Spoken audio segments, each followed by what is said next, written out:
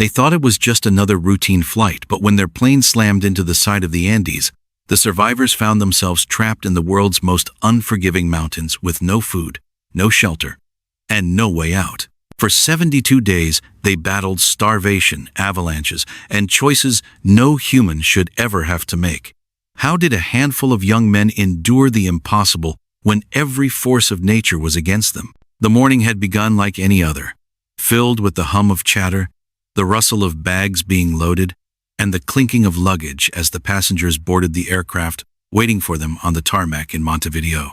For the young men of the Old Christians rugby team, this was supposed to be a joyful journey, one more step in a season that had been building toward competition in Santiago, Chile.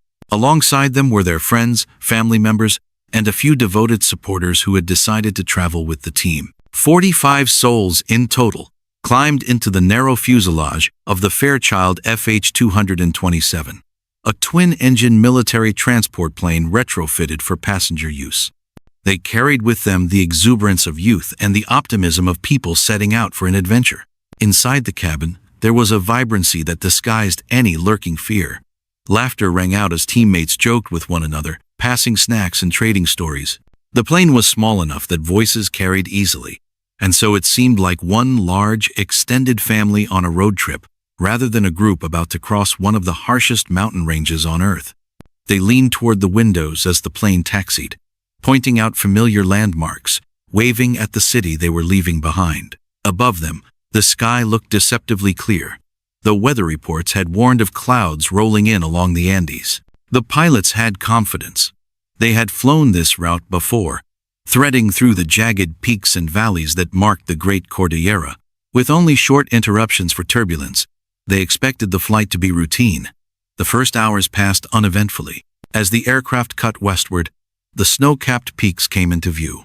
Great ridges rose from the earth like the teeth of some ancient beast, gleaming in the afternoon sun. For many of the passengers, it was their first time seeing the Andes from above.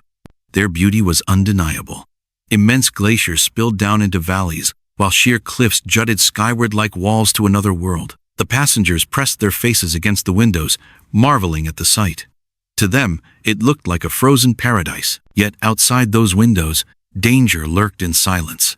Clouds thickened as the plane approached deeper into the mountains, shrouding the ridges and obscuring the path forward. The pilot, Lieutenant Colonel Dante Lagurara, believed they had already passed through the most treacherous stretch and were descending towards safer skies. But in reality, they were still deep in the heart of the Andes, surrounded on all sides by some of the tallest peaks in South America. The altimeter read comfortably high, but the mountains towered even higher. At 3:34 p.m. on October 13, 1972, a jarring sound like the tearing of steel ripped through the fuselage. The right wing clipped an unseen ridge. Metal screamed. The plane lurched violently, throwing passengers from their seats.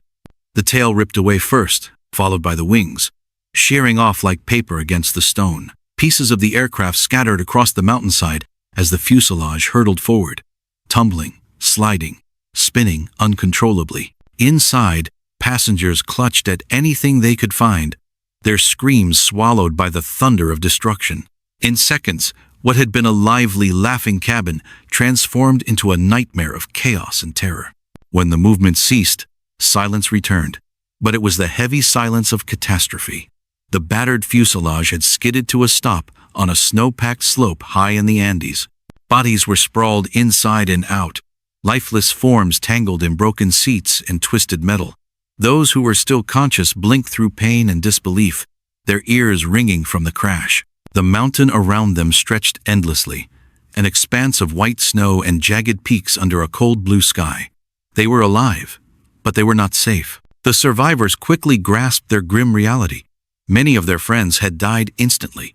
Others groaned in pain, trapped beneath wreckage or writhing with broken bones. Snow whipped through the shattered openings of the fuselage, chilling the air to well below freezing. Shock numbed their bodies, but fear pierced through the haze. They were stranded in one of the most remote corners of the Andes, cut off from the world, with no sign of rescue on the horizon. As night fell, the temperature plummeted further. The thin air carried little warmth, and their breath came out in pale clouds that vanished almost as quickly as they appeared. Huddling together inside the wreckage, they tried to find comfort in numbers. They stripped seat covers, coats, and anything made of fabric to fashion crude blankets. Those with severe injuries were tended to with the limited knowledge they had, relying on instinct and whatever scraps of medical supplies could be found among the luggage. In the darkness, they whispered reassurances to each other, promises that help would come soon, promises they half believed themselves. Morning brought no rescue, only the blinding glare of the sun reflecting off the snow, burning their eyes. They stumbled out of the fuselage, surveying the wreckage in daylight. The realization sank deeper with every step.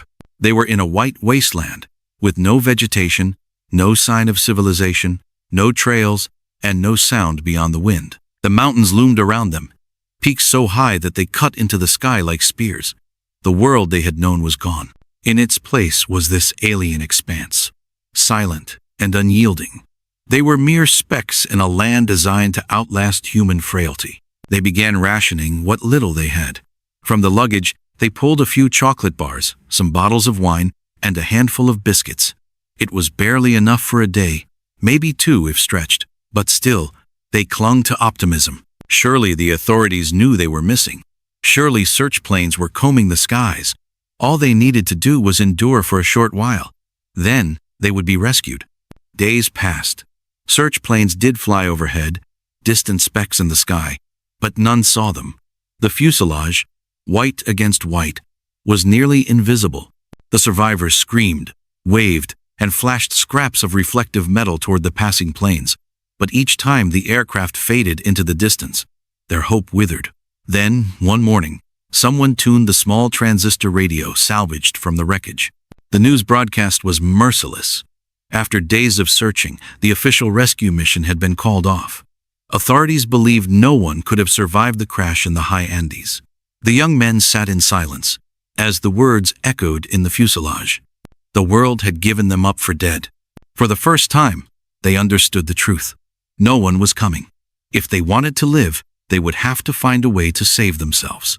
The shock of that announcement hung over them like a storm cloud. One by one, the survivors realized that their only hope was each other and their own ingenuity. Fear sharpened into determination, and so they began to think like survivors rather than victims. They inventoried what remained: bits of food, scraps of clothing, a few bottles of liquor, a handful of medicines. It was laughably insufficient for 33 people stranded at high altitude, but they resolved to stretch it as far as possible. They melted snow for water, learning quickly to catch it in empty wine bottles or metal scraps, and tried to regulate their intake to preserve strength. But hunger gnawed at them with a vengeance. Days turned into weeks, and their bodies weakened under the relentless lack of nourishment. By the 10th day, all the chocolate, wine, and biscuits were gone. The group faced the unthinkable: death by starvation. It was then that the most harrowing conversation of their lives began. The bodies of their dead companions lay around them, preserved in the snow. To some, the thought was unholy, even blasphemous. To others, it was simple biology. If they did not eat, they would die. They argued, prayed, wept, and wrestled with their consciences. But at last, the reality overcame revulsion. Quietly, painfully, they began to consume the flesh of the dead. It was a choice none of them ever wanted to make. Yet it was the only way they could stay alive in a place where nothing else grew, nothing else moved. The mountains did not spare them even after that decision. 17 days after the crash, as night cloaked the fuselage, a deep rumble echoed down the slope. In an instant, an avalanche struck. Snow poured over the wreckage, crushing it beneath tons of ice and debris. Those inside screamed as they were buried alive, clawing desperately at the snow. When the chaos subsided, 8 more had died. Their numbers dwindled further, leaving only 25 clinging to life. The fuselage was now half buried, darker, colder, and even less of a refuge. Yet still they refused to surrender. Leaders emerged among them. Nando Parado, who had been in a coma for 3 days after the crash, recovered with a resilience that stunned even himself. His mother and sister had perished in the mountains, Yet grief forged him into someone unwilling to let more lives be lost in vain. Roberto Canessa, a young medical student, became their caretaker, dressing wounds, monitoring infections, improvising treatments with scraps of supplies. Others took on roles as engineers, constructing makeshift sunglasses from plastic and metal to prevent snow blindness, or fashioning crude equipment to help melt snow more efficiently.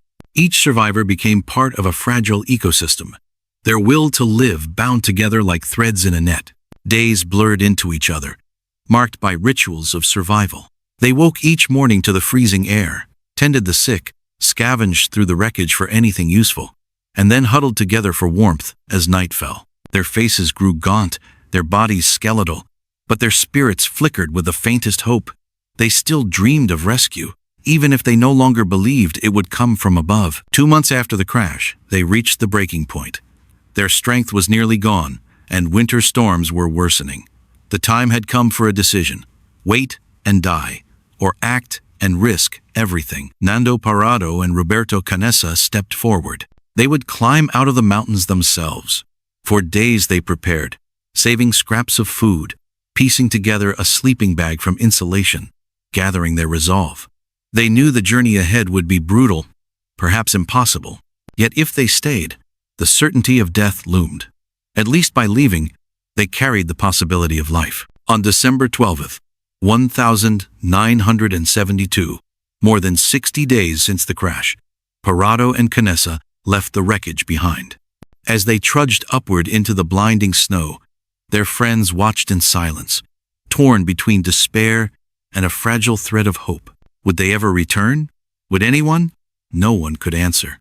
The only certainty was that the fate of everyone left behind now rested on the shoulders of two young men, walking into the vast unknown. The morning Nando Parrado and Roberto Canessa prepared to leave, silence filled the fuselage like a final prayer. Their friends hugged them tightly, handing over what little scraps of fabric, meat, and wire they had gathered. Alongside them was Antonio Vizintin, who had volunteered too. They packed their crude sleeping bags stitched from insulation, the shards of plastic they'd turned into sunglasses, and meager portions of flesh wrapped in cloth. It was a plan so fragile it could snap under the weight of a single mistake, but it was the only plan left. The three figures trudged upward into brightness. At that altitude, every step was punishment, air thinning into a ration that had to be counted. They moved slowly, boots punching holes into crust that sometimes held and sometimes swallowed them whole. By nightfall, the temperature sank like a blade. Huddled inside the sleeping bag, breath steaming, and ribs pressed together, they willed the seams to hold against the howling wind. Sleep was shallow, but it was enough to make another morning. For 3 days they climbed, carving steps into ice walls, scaling ridges that looked endless. Their faith rested on one dream, that beyond the highest crest they would see green valleys, forests, villages, life. On the third afternoon, they summited a massive ridge, hearts pounding with expectation. Instead of valleys, another horizon of snowfields stretched before them, peaks stacked into infinity. For a long, crushing moment, they stood in silence, the enormity of failure pressing down. Yet Nando spoke first. "We go on. Somewhere these mountains must end." They angled toward a saddle in the distance and resumed their slow march. The arithmetic of survival soon forced a choice. They were running out of food, and each man's strength was faltering. If one returned, the other two might push further with the remaining rations. Antonio, with quiet courage, agreed to descend. Tears streaked across cheeks, burned raw by the wind as he embraced his friends, turned, and began the long trek back to the fuselage. His sacrifice gave the others a fighting chance. Alone now, Nando and Roberto pressed forward. Their bodies were gaunt and skeletal, yet their minds locked onto one rhythm. Pick a point, reach it, choose the next. Nights inside the bag became rituals of shivering endurance. Mornings brutal reckonings with wind and sun. But gradually, the world shifted. Snow gave way to grit. Black rock jutted through the ice, and the sound of meltwater whispered underfoot. The sight of moss on a stone filled them with a joy that felt divine. Life existed here, and where life existed, people could not be far. Days later, staggering along a river, they saw hoofprints pressed into mud, then scraps of barbed wire. Then a weathered post. Each discovery struck like lightning. Proof of human presence. On the 10th day, they turned a bend and saw a figure on horseback across the river. They shouted, voices hoarse from exhaustion. The man shepherd Sergio Catalan shaded his eyes and shouted back, unable to hear them over the torrent. Desperate, Nando scribbled on paper, I come from a plane that fell in the mountains. We have been walking for 10 days. There are people above. Please help us. He tied the note to a stone, wrapped it, and hurled it across. The shepherd caught it, read, and nodded. Moments later, he threw back a bag of bread. The two survivors tore into it with trembling hands, tears streaking down their sunburned faces. Catalan pointed downstream, motioning that he would bring help. That night, as they huddled by the river, their bodies broken but their spirits burning, they finally knew the world would come. News traveled swiftly. Catalan had ridden through the night to alert authorities.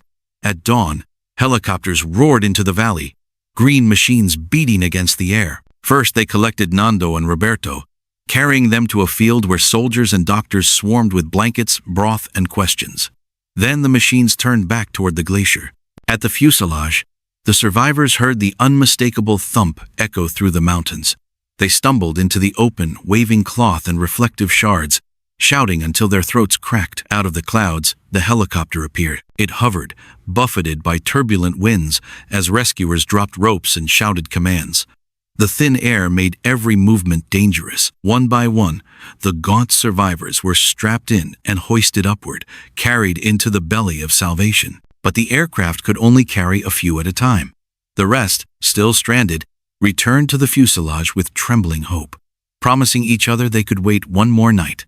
In the valley below, Nando and Roberto watched the first of their friends being unloaded, hollow faces breaking into smiles of disbelief. Doctors rushed them onto stretchers, feeding them warm broth spoon by spoon. Reporters pressed close, but soldiers held them back. This was not yet a spectacle.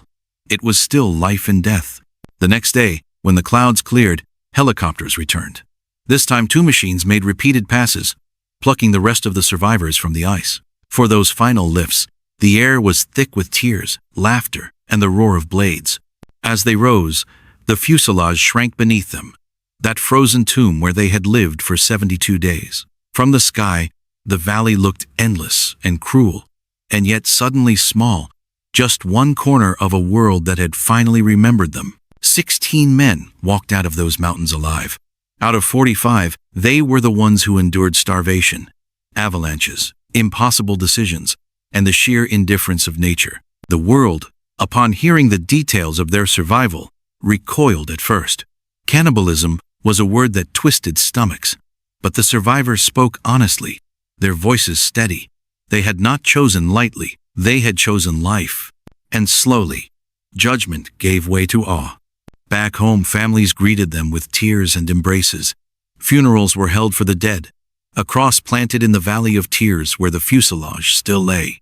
Each survivor carried scars, some visible, others buried deep. Yet from those scars came lessons. Nando would later say, I was searching for God, and I found him in the mountains, not in the way I expected, but in the will to survive and in the love that kept us alive. In the years that followed, they rebuilt lives, becoming doctors, businessmen, fathers, husbands. Books and films told their story, though none could fully capture the weight of 72 days at the roof of the world. Tourists would later hike to the site, standing in the silence and feeling the thin air, imagining the unthinkable. The legacy of Flight 571 endures not as a tale of tragedy alone, but of resilience. It is proof of how far the human spirit can go when pushed beyond all limits. 16 gaunt figures walked back into civilization, not as heroes or saints, but as men who refused to let the mountains have the final word. Their survival was not a miracle of chance alone.